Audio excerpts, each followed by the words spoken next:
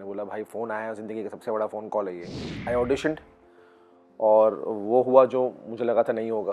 और हर एक्टर का सपना क्योंकि रहा है कि संजय सर के साथ काम करने का उनको एटलीस्ट एक बार मौका मिले, ट्रायल करने के लिए कपड़ों की, वही बहुत बड़ी बात थी। मिलेगा नहीं मिलेगा आई डोंट नो।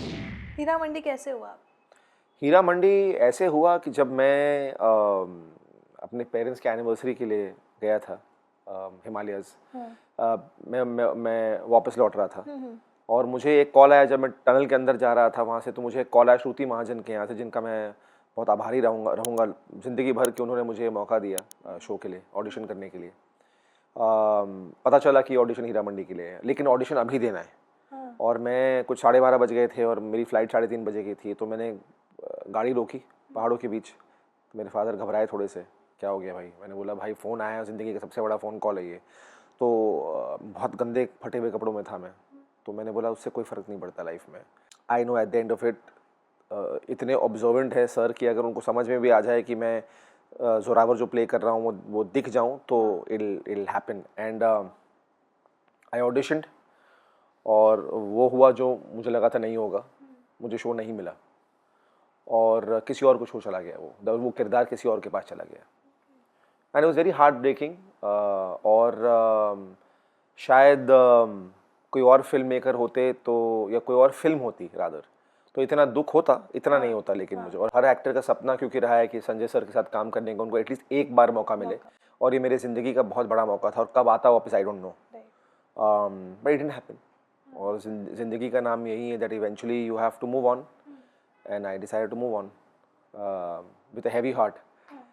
पर 2 महीने बाद एक दोपहर को मुझे फिर से फ़ोन आया श्रुति महाजन जी का कि तुम्हें याद है कि तुमने, मैंने बोला don't tell me it is for Zorawar, for Heera Mandi please. She is like calm down, breathe, उसी के लिए कॉल कर रही हूँ तुम्हें।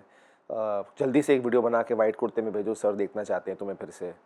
And next thing I know कि मैं अगले दिन सेट पर था, जिसको जो करने वाला था show, unfortunately for him but fortunate for me, I got that role.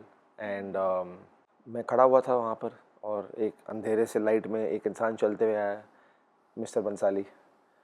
said बच्चा, he called his cameraman Mr. Sudeep da. I said Sudeep, what do you think?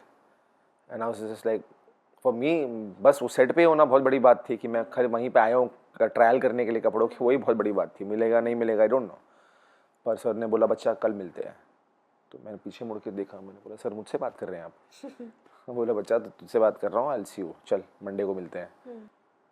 And that's how the show happened. और show में जाते जाते दिन जब मैं show कर रहा था तो मुझे और एक किरदार दिया गया।